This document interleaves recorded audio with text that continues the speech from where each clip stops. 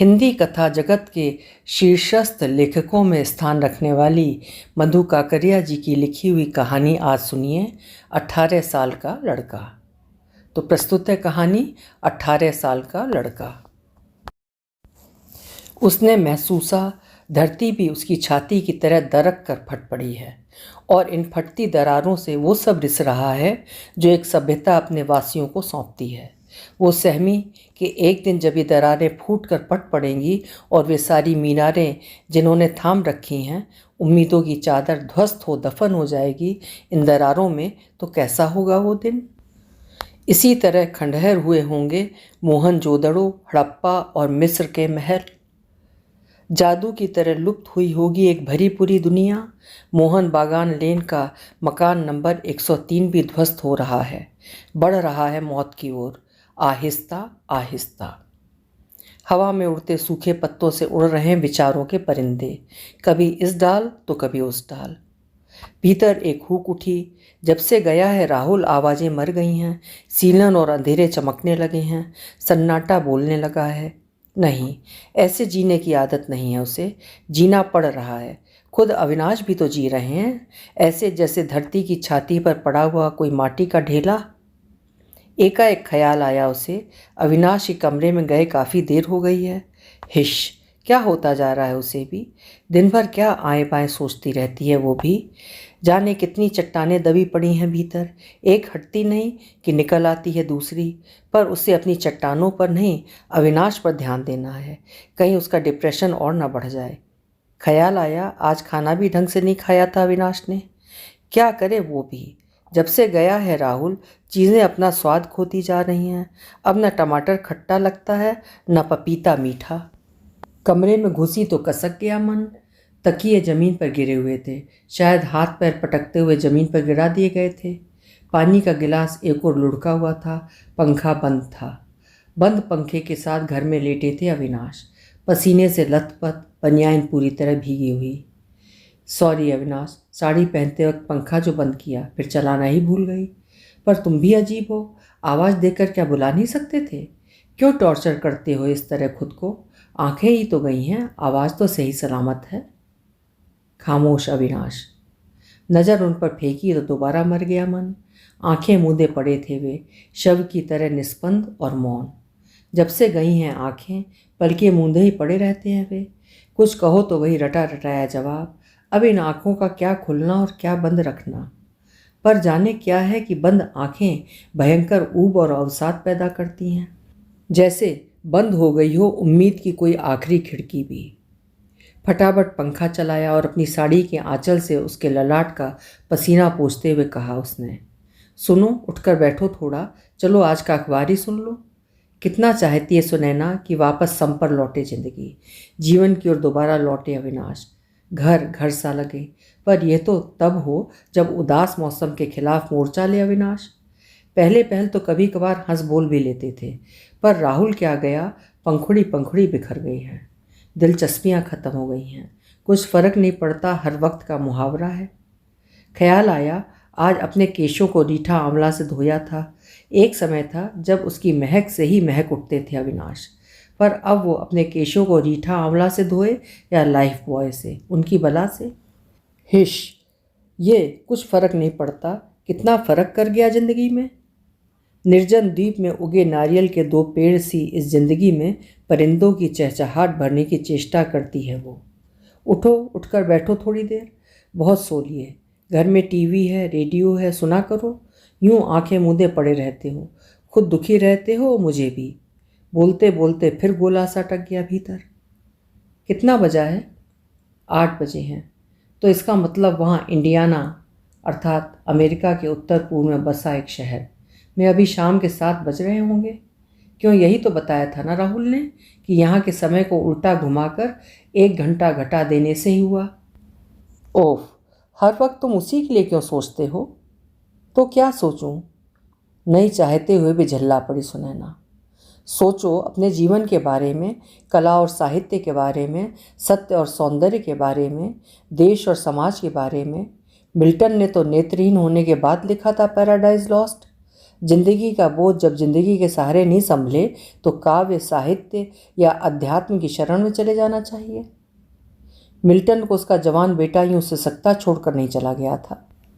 बेटे पर आकर अटकी बात तो चिहुक उठी सुनैना। कहीं से भी शुरू करो, घूम फिरकर बेटे पर आकर ही दम लेती है कोई भी बात।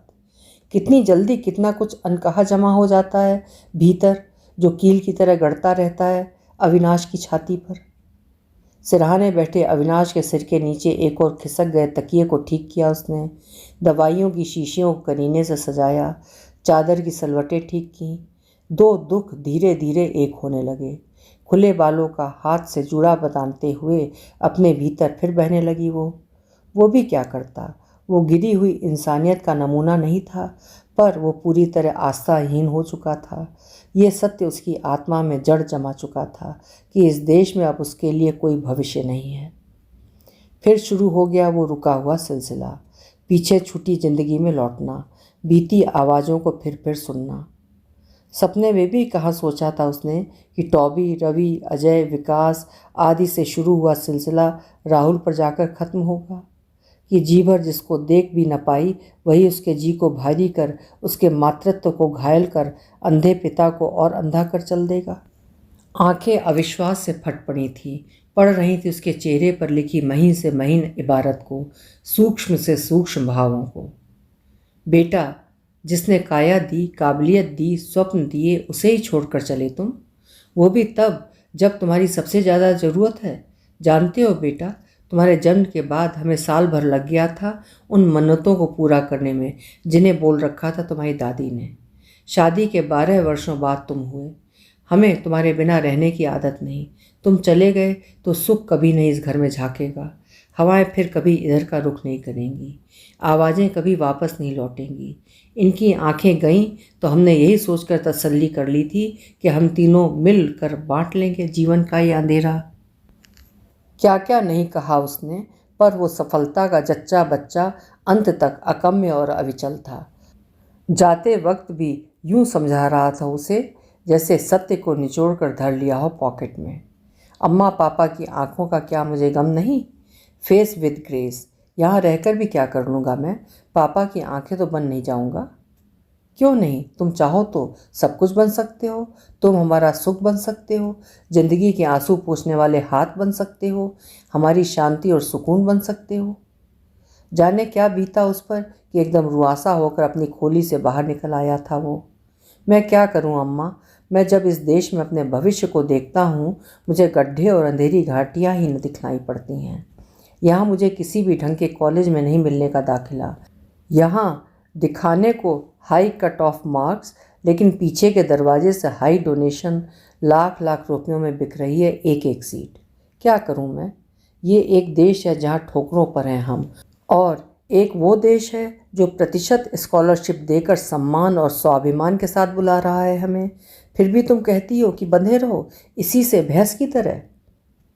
बाप रे, वो जैसे बेटे को नहीं बेटे के अवतार को देख रही थी, जो अजगर की तरह बाहर कम भीतर ज़्यादा था। समझ गई, अब उड़ने को पंख पसार चुका है परिंदा, अब ठहरने का नहीं। फिर भी उम्मीद के विरुद्ध उम्मीद करते हुए उसने कहा, बेटा, अच्छा बुरा जैसा भी है अपना देश है, इसे छोड़ा तो नहीं जा सकता। हाँ, यदि देश तुम्हारी प्रतिभा के लिए छोटा पड़ता या ज्ञान की खोज या सत्य की उपलब्धि के लिए तुम छोड़ते वतन, तो दूसरी बात थी। तुम्हें यहाँ गड्ढे और घाटियाँ इसलिए दिखलाई पड़ती हैं क्योंकि तुम्हारे स्वप्न बहुत छोटे हैं। महज जीविका। कहाँ खो गई तुम? समझ गए अविनाश किस ईंधन में जल रही है वो। लाख अभिनय करे सुनैना अनासक्त दिखने का, पर बर्फ की सिल्ली की तरह गड़ा रहता है बेटा छाती पर हर पल। इधर छुआया नहीं कि टपकने लगता है आंखों से टप टप। उदासी के इस मानसून पर छतरी की तरह तनना चाहते हैं अविनाश। कोई खास खबर है क्या? तुम अखबार सुनाने के लिए कह रही थी, पर इस बीच उदासी उसे भी संक्रमित कर चुकी थी। भीतर की चिड़िया फिर अधमरी हो गई। मन मरोड़े खाने लगा। कभी यही घर कितना दोस्ताना था, शोर और आवाज़ों से भरपूर। सेमल के फूल सी कैसी उड़ती रहती थी जिंदगी ठौर ठौर में। वही जिंदगी कैसे दुबक कर बैठ गई आज किसी कोने में। बोलने के लिए आत्मबल जुटाना पड़ा उसे। टूथपेस्ट की तरह रुक रुक कर निकले शब्द। पूरा तो कहाँ पढ़ा था, बस सरसरी नज़र फेर रही थी कि एक खबर ने मार डाला। आईआईटी कानपुर के चौथे वर्ष के इंजीनियरिंग कॉलेज के एक लड़के ने आत्महत्या कर ली। बोलते बोलते फिर शंकित हो गई सुनैना, कहीं अविनाश इसके तार भी राहुल से न जोड़ ले। हवा और पानी की तरह जिस तरह हर जगह फैला रहता है आजकल राहुल, हर सोच में, संवाद में, रोने में, हंसने में। राहुल तो क्या, उसकी पीढ़ी तक पर बात करने से घबराती है वो। क्या आईआईटी का लड़का? ठीक से पढ़ो। हाँ, ठीक से ही पढ़ा है, साफ लिखा है आईआईटी कानपुर। उचक कर बैठ गया अविनाश, गाल पर हथेली टिकाए सोचते रहे। फिर पूछा, कारण क्या लिखा है? एक एक अक्षर पढ़कर सुनाओ, मुझे विश्वास नहीं होता। बिस्तर पर बिस्कुट और भुजिया के कण बिखरे हुए थे, उन्हें झाड़ते हुए कहा सुनैना ने। विशेष तो कुछ नहीं, बस इतना भर लिखा है कि एक ही विषय में लगातार तीसरी बार रोक दिए जाने के कारण गहन हताशा में उठाया ये कदम। सिर्फ इस कारण? हे भगवान, जिंदगी भी जैसे एक युद्ध हो गई। जरा सा पिछड़े नहीं ये गए काम से। इतना दबाव पढ़ाई का कि किताब, कैरियर और प्रतिशत के अलावा कोई रोशनदान नहीं बचा जिंदगी में। ऐसी एक टांग पर खड़ी जिंदगी को कितना वक्त लगता है टहने में? खिड़की से ऑक्सीजन आना बंद हुआ कि खत्म हुई जिंदगी? कई बार सोचता हूँ, क्या बुरा किया राहुल ने जो चला गया वहाँ। यहाँ कद्र नहीं इंसानों की। अब हम राहुल को लेकर उदास नहीं होंगे, एकदम नहीं। और वे हंस दिए, एक ऐसी हंसी जो अपनी आखिरी लहर में एक गहन उदासी में तब्दील हो गई थी। फिर तन गई यादों की चादर। रात लुढ़की नहीं कि सिरहाने आ खड़ा होता है राहुल। तस्वीर में कितना कमज़ोर नज़र आ रहा था वो। अब कमज़ोरी का भी क्या दोष, यहाँ के मसालेदार और लजीज खाने की अभ्यस्त जीभ कितना सलाद, ब्रेड और केक खा पाएगी। पर नहीं, अब उसे राहुल के लिए नहीं, अविनाश के लिए सोचना है। राहुल को खदेड़ा मन की चौखट से। अब तुम, बस तुम अविनाश। छन छन छनाक छनाक। ये कैसी आवाज़ है सुनैना? कुछ नहीं, कुसुम दी की बिल्लियाँ हैं, जंगले से भीतर कूदी तो डिब्बा गिर गया, उसी की आवाज़ है। कुसुम दी की बिल्लियाँ? उनके यहाँ कब से होने लगी बिल्लियाँ? उस मन स्थित में भी हंसी आ गई अविनाश को। जब से गया है रवि, कुसुम दी ने बिल्लियाँ पाल रखी हैं। सारी ममता उड़ेल देती हैं इन्हीं बिल्लियों पर। दिन भर भागती रहती हैं उनके पीछे, इसी प्रकार भर रही हैं अपने खालीपन को। तुम भी पाल लो कुछ बिल्लियाँ। प्यार से निहारती है अविनाश को, उसके कंधे पर हाथ रख लाड़ कराती कहती है वो, मुझे क्या ज़रूरत है बिल्लियाँ पालने की, तुम हो ना इतने बड़े बिल्ले। और तभी निगाह पड़ती है करीने से सजाई दवाइयों की शीशियों पर। एकाएक ब्लड प्रेशर बढ़ गया था आँखों का, इसी कारण हुआ यह हादसा। घड़ी देखी, 9:33। हे भगवान, 8 बजे का समय था दवाई डालने का। घबराते हुए पूछा उसने, दवाई डाल ली प्रेशर वाली? नहीं, समझ में नहीं आई कौन सी शीशी है। दोनों ही शीशियाँ पास पास धर दी थी तुमने। कितनी बार तो कहा, एक दाएं करवट रखो, एक बाएं करवट, एकदम एक सी बनावट, समझता कैसे? क्या? जैसे तेज करंट ने सिर से पांव तक सनसना दिया हो। इतनी जरूरी दवाई में भी चूक गई वो। हे भगवान, कैसे हुई ये भूल? इसी प्रकार होती रही चूकें तो आ चुकी अविनाश की आंखों की रोशनी वापस। तो मांग लेते, आवाज़ दे देते, कौन से छोटे बाप के हो जाते। क्या होता जा रहा है तुम्हें भी? अपने ही अहम की कैद में धंसते जा रहे हो। पहले तो ऐसे नहीं थे तुम। जब से गया है राहुल तुम भी। बोलते बोलते कपकपा गई आवाज़।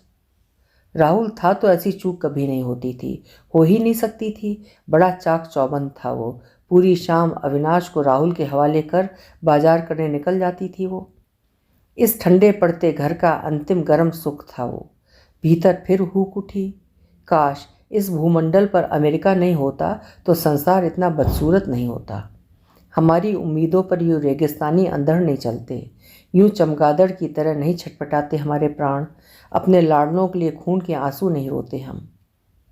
क्या है कोई लेखा जोखा पल पल की इस पीड़ा का? इतिहास की बड़ी बड़ी धाराओं के बीच क्या मिलेगी कोई जगह इन छोटी छोटी लहरों को भी?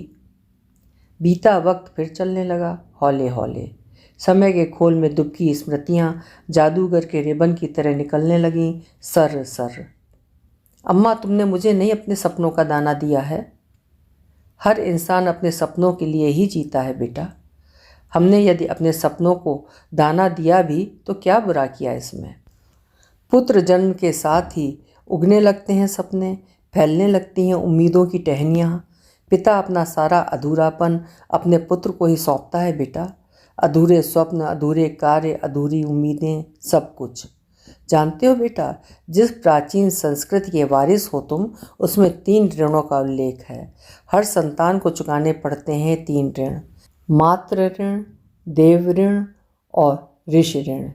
बिना अदा किए इन्हें संतान की मुक्ति संभव नहीं, भले ही सफलता का एवरेस्ट ही क्यों न छू ले वो। ऋण चुकाने के संस्कार जीवन से जोड़कर रखते हैं आदमी को। इसी उम्र में व्यक्ति परिवार, पुरखों, प्रकृति, यहाँ तक कि पूरी सृष्टि के साथ आत्मीयता और कृतज्ञ भावना के साथ जुड़ता जाता है। विदेश में रहते हुए कैसे चुकाओगे तुम धरती के इन ऋणों को? To hell with. शांति रस में पगा चेहरा एकाएक कैसा बन चुका था। अम्मा, खुद यह देश कर्ज में लिपटा हुआ, इसका हर नागरिक कर्ज में डूबा हुआ, खुद कर्जदार, किसी का ऋण क्या चुकाएगा वो?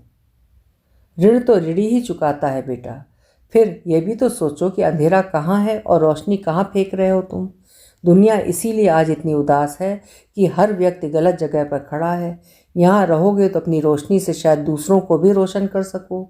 वहाँ तो जुगनू की तरह अपने प्रकाश में खुद ही दिखोगे। दीप बनो बेटा, जुगनू नहीं। कूल अम्मा, कूल। ये पुराने ज़माने के सिक्के हैं, अब नहीं चलते। अब नहीं चलते ये आउटडेटेड सेंटिमेंट्स। देश नहीं, अवसर, यही है आज का फंडा। आज पूरी दुनिया एक कैसीनो हो गई है, इसलिए जैसे ही हाथ लगे अवसर, बाज की तरह झपट पड़ना चाहिए उस पर। अब क्या तो घर और क्या विदेश, जहाँ निभ जाए जिंदगी वहीं घर। यहाँ रहूँगा तो वाट लग जाएगी। बाप रे, आंखें चौड़ी हो गई सुनैना की। उस क्षण की लपट में जाने कितने जीवन मर गए थे उसके भीतर। सालों का बना बनाया कैसे एकाएक बिगड़ गया था। जिंदगी की भोर वेला में ही किसने भरा जिंदगी का इतना डर, इतना धुआं, इतना अंधेरा, इतनी चालाकी 18 साल के इस अदना से छोकरे के भीतर। पत्तों की तरह झरझर झरते सुख को हथेलियों से थामने की चेष्टा की उसने फिर एक बार। बेटा, ईश्वर ने जहाँ चिड़िया बनाई वहाँ चुग्गा भी डाला। इतने निराश क्यों होते हो? सफलता तो सिर्फ एक संयोग है, जीवन उससे ऊपर की चीज़ है। संघर्ष तो तुम्हें वहाँ भी करना पड़ेगा, पर देखना ये चाहिए कि ये संघर्ष उत्तम की प्राप्ति के लिए हो। यदि तुम्हारा संघर्ष भी सिर्फ रोटी के लिए ही है तो जान लो तुम में और जानवर में सिर्फ 2 टांगों का अंतर है।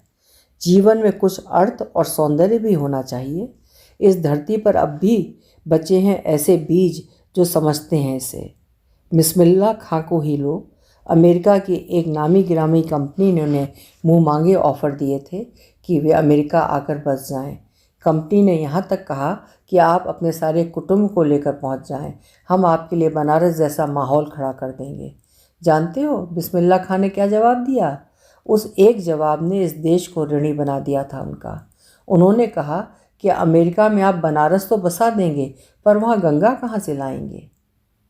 बिस्मिल्लाह खां को तो तुमने खूब याद रखा अम्मा, पर यह भूल गई कि जब बिल गेट्स भारत आया तो कैसे उसके लिए लाल कालीन बिछा दिए गए थे और कैसे हमारा सारा मंत्रिमंडल और ब्यूरोक्रेट्स उनके आगे पीछे छैया छैया की तरह नाचा था और कैसे जॉर्ज बुश के 7 कुत्तों तक के लिए 5 सितारा होटल के साथ अलग अलग आलीशान कमरे बुक कराए गए थे और देश के सामने कैसे उनके कुत्ते ने महात्मा गांधी की समाधि के सामने मूता था। अम्मा जान लो, ये आम आदमियों का देश नहीं रहा। सोते जागते, उठते बैठते, उड़ते रहते हैं यादों के पंछी। कभी पकड़ाई में आते हैं तो कभी हाथ आते आते फुर। दिन भर जैसे एक ही काम रह गया है सुनैना का, उन्हें देखना, अनजाने दाना देना और जानते उड़ा देना।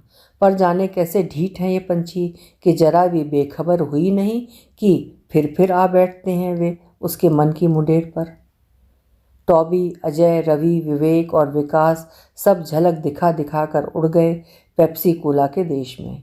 आसमान में उड़ते परिंदों को जब जब देखती है वो एक पुकार छूने लगती है उसके होंठों को, लौट आओ अपनी धरती और मुंडेर पर। दाने यहाँ पर भी हैं, पर न जाने किन अप्राप्य दानों की खोज में निकल पड़े तुम सब अनजान आसमानों पर और लिख गए इन ढहते खंडहरों पर इस शताब्दी की सबसे उदास कविताएं। पहली शुरुआत हुई थी टॉबी से।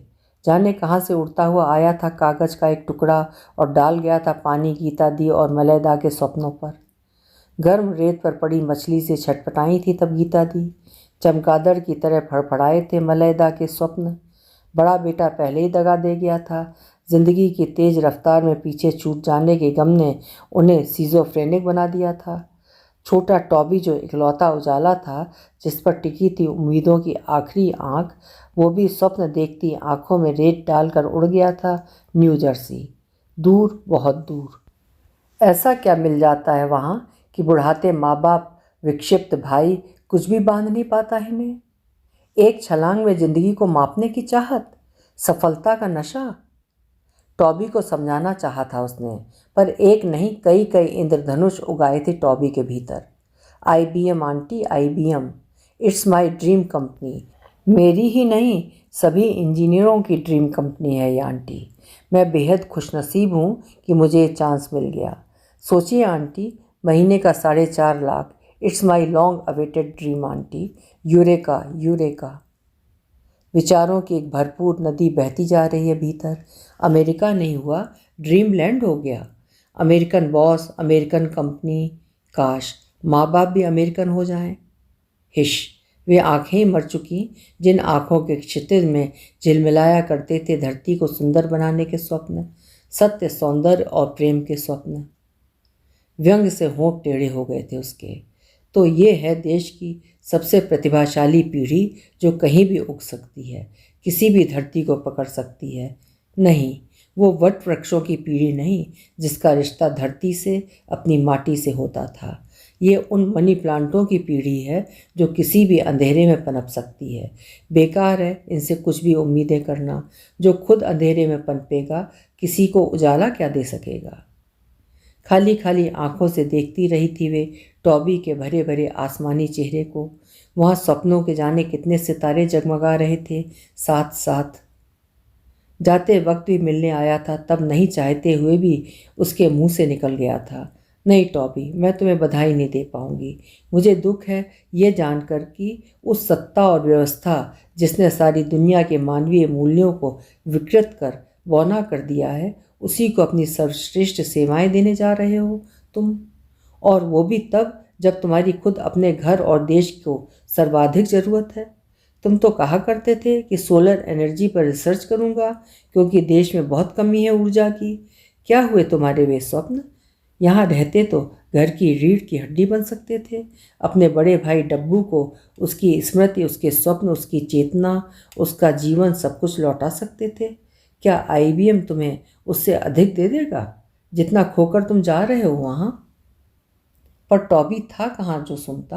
वो तो खुल जा सिमसिम के रहस्य, रोमांच और उत्तेजना के अतिरेक में तिर तिर तैर रहा था। महुआ से चढ़े सफलता के नशे को सह नहीं पा रहा था वो।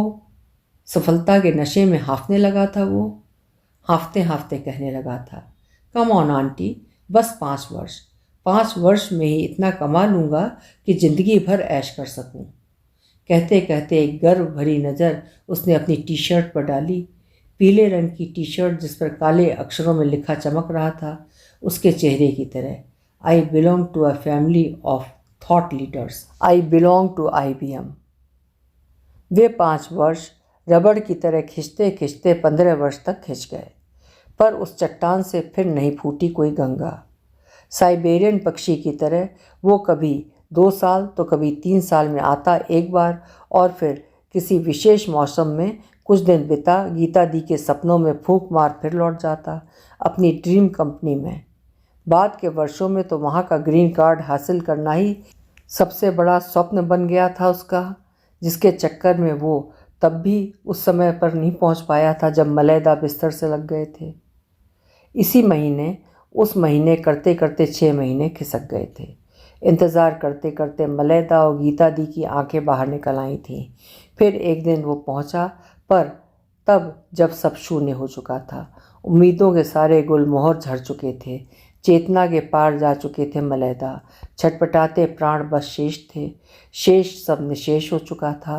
प्रतीक्षा, शब्द, जीवन के अर्थ संदर्भ, स्मृति, रिश्ते, सब।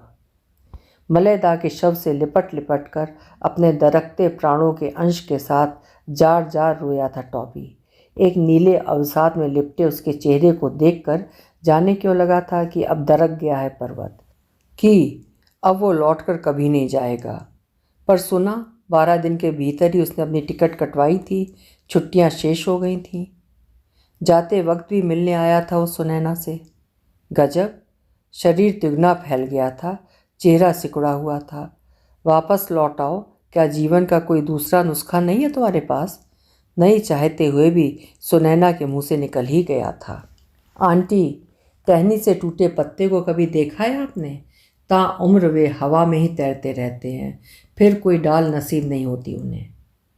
नहीं चाहते हुए भी घुमड़ती पीड़ा की गांठ गठरी खुल ही गई थी। शायद काफ़ी कुछ अमेरिका सोख चुका था वो अपने भीतर। मैं तो सोचती थी कि तुम वहाँ बहुत खुश हो। काश ऐसा होता, पर सत्य यह है आंटी कि कोई भी शाम ऐसी नहीं गुजरती जब डूबते सूरज के साथ बोतल नहीं खुलती हो मेरी, मुझे घर का बिस्तर याद ना आता हो और मेरा मन नहीं डूब जाता हो। पर क्यों? क्योंकि there is nothing to look forward. वहाँ आगे देखने को कुछ भी नहीं है, ऐसा कुछ भी नहीं इर्द गिर्द जो जिंदगी को अर्थ दे, जिस पर आप गर्व कर सकें। कोई स्वप्न नहीं दिखाता ये बड़ा देश। शायद छोटी जगह और छोटे देश ही कुव्वत रखते हैं बड़ा स्वप्न दिखाने का। अब जाकर समझ पाया इस हकीकत को कि आंटी, वहाँ के सुख से कहीं अच्छे हैं यहाँ के दुख, क्योंकि वे सच्चे हैं। बोलते बोलते उसका गला भर्रा गया था। ध्यान से देखती रही सुनैना उसके चेहरे को, चेष्टा करने लगी उस इबारत को पढ़ने की जिसे जिंदगी ने लिख डाला था उसके चेहरे के कागज़ पर। तो वापस क्यों नहीं आ जाते? अभी क्या तो उम्र है तुम्हारी, लगभग 33 वर्ष। नहीं आंटी, मैं नहीं चाहता कि लोग मुझे मेरे पराभव को देखें।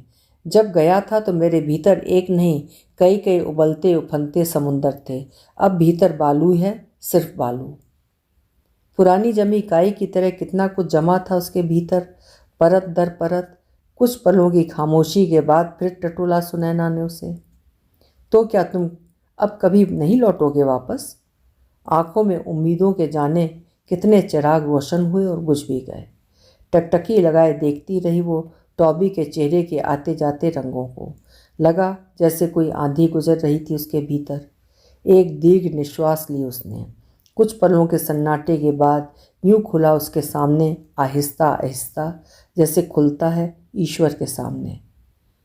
लौटूंगा तो ज़रूर आंटी, पर शायद तब तक ज़िंदगी की शाम मुझे उदास और सूना कर देगी। तब तक मेरे कांपते बूढ़े हाथ मेरी गाड़ी के स्टीयरिंग को संभाल नहीं पाएंगे और सहायता की तलाश में घूमी हुई मेरी गर्दन उठेगी, पर आसपास कोई भी ऐसा हाथ नहीं होगा जो पहुंच सके ज़िंदगी के आंसू। या शायद तब तक अपने पोते को मैं इस देश का सहस्राब्दियों पुराना इतिहास से निकलते मिथक और मिथकों से निकले देवताओं के बारे में बताना चाहूँगा, जिससे वो इंसान और देवता दोनों के साथ साथ रह सके, पर बता नहीं पाऊँगा। तब शायद वापस लौटूँ मैं आंटी। और वो हंस दिया, एक निष्प्राण और उदास हंसी जिसे झेल नहीं पाई सुनैना। गौर से देखा टॉबी की आंखों को, पर वहाँ अटके थे कुछ आंसू जिन्हें लुढ़कने से बचाने के प्रयास में उसके होंठ काँप रहे थे, हल्के हल्के।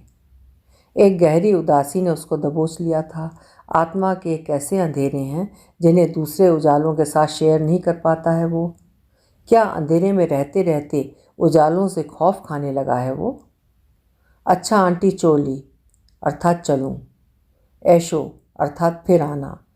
पर क्या व्यवस्था की है गीता दी और डब्बू की? डब्बू को मेंटल हॉस्पिटल में दाखिला दिला दिया और माँ की देखभाल के लिए एक आया रख दी है। फिर नहीं रुका वो, तेजी से घूम गया। शायद उसे डर था कि फिर कुछ ऐसा वैसा ना कह बैठे सुनैना। बाहर निकल बड़ी देर तक हाथ हिलाती रही सुनैना, इस उम्मीद में कि शायद वो पलट कर देखे। याद आया कुछ दिनों पूर्व ही पढ़ा था उसने कि जगमगाते पेरिस को देखकर सिमोन दी बुआ कभी रो पड़ी थी, क्योंकि वो बेहद खूबसूरत था पर साथ ही निस्सार भी। घुटी घुटी सी दबी दबी सी आवाज़। क्यों रो रहा है कोई? भंग हुई समाधि, ख्यालों की दुनिया से बाहर लौटी वो। अविनाश, अविनाश, ठीक तो हो तुम? घुटी घुटी आवाज में निशब्द रो रहे थे अविनाश। क्या हुआ? कितनी बार आवाज दी तुम्हें? कहाँ खोई रहती हो तुम? मुझे बिस्तर में ही और सिसक पड़े हुए। और तभी महसूस हुआ उसे कमरे में हल्की सी गंध भर गई थी, पर वमन पीड़ा से ज़्यादा मकड़ी के जाले सी अटकी अपनी जिंदगी की विरूपता और अपनी चरम विवशता का सर्पदंश उसे टुकड़े टुकड़े कर रहा था। अपनी लज्जा, त्रासदी और विकल्पहीनता में थर थर काँप रहे थे वे। सूसू, अब जिया नहीं जाता मुझसे, मुझे मुक्ति दिला दो सुनैना। और वो सिसक पड़े। अविनाश का मुंह धुलाया उसने, कपड़े बदले और फिर बच्चे की तरह ताकत भरते हुए कहा सुनैना ने, ऐसा नहीं कहते, भूल गए जब मुझे बोन टीबी हुई थी तब ये तुम ही तो थे जो कहा करते थे कि जीवन एक ऐसी टोकरी है जो कभी खाली नहीं होती संभावनाओं से। ये तुम ही थे जिसने बजा कर रखा था मुझे। आज क्या होता जा रहा है तुम्हें? तुम तो जिंदगी में जिंदगी भरते थे। अविनाश के बदन पर पाउडर छिड़कते हुए उसने महसूसा अविनाश लगातार कमज़ोर होते जा रहे हैं। गहरी सहानुभूति से भर गया मन। पुचकारते शब्दों में कहा उन्होंने, दरअसल गलती तुम्हारी नहीं, मेरी ही है। जाने क्या होता जा रहा है मुझे भी। खाली हुई नहीं कि काल चेतना, युग बोध सभी से ऊपर उठकर उन दृश्यों को देखने लगती हूँ जो कहीं हैं ही नहीं। उन आवाज़ों को सुनने लगती हूँ जो अब कभी कहीं सुनाई नहीं पड़ेंगी। दरअसल खाली होते ही राहुल जकड़ लेता है मुझे, पर नहीं, अरे वो हमें रुलाकर चला गया, उसके लिए क्या रोना। मैं वादा करती हूँ अविनाश कि तुम शांत हो जाओ। मैं तुम्हें तुम्हारी आँखें, तुम्हारा स्वास्थ्य, तुम्हारे स्वप्न सब कुछ लौटा दूंगी। बस तुम इतना भर साथ देना कि अब फिर कभी राहुल की बात मुझसे मत करना। मत दिलाना कभी मुझे उसकी याद। जाने कैसी तिलस्मी धागे से बंधी हैं उसकी स्मृतियाँ कि मैं देर तक उलझी रहती हूँ उन धागों में। मंजूर, मैं वादा करता हूँ कि आज के बाद फिर कभी नहीं करूँगा मैं उसकी बातें तुमसे। बस इतना भर बता दो कि कल रात जब फ़ोन आया था उसका, जिसकी उत्तेजना में तुम बत्ती तक बंद करना भूल गई थी, तब क्या कहा था उसने? कुछ नहीं, टीवी सुनो, मुझे देरी हो रही है, अभी तुमको सूप देना है। टाल गई सुनैना। जानती है दुख होगा अविनाश को। कल रात जब उसने राहुल से कहा था कि अब जब वो चला ही गया है इंडियाना तो यहाँ के बारे में सोचकर मन नहीं खराब करे, पढ़ाई में मन लगाए, तब कितनी सहजता से कह दिया था उसने, अम्मा यहाँ काम ही इतना रहता है, ये घर और पापा के लिए सोचने का समय ही कहाँ मिल पाता है। अभी आप सुन रहे थे मधु काकड़िया जी की लिखी हुई कहानी 18 साल का लड़का। माता पिता की विवशता को वे ही समझ सकते हैं जिन पर गुजरी हो। कल फिर मिलेंगे। आपका समय शुभ हो।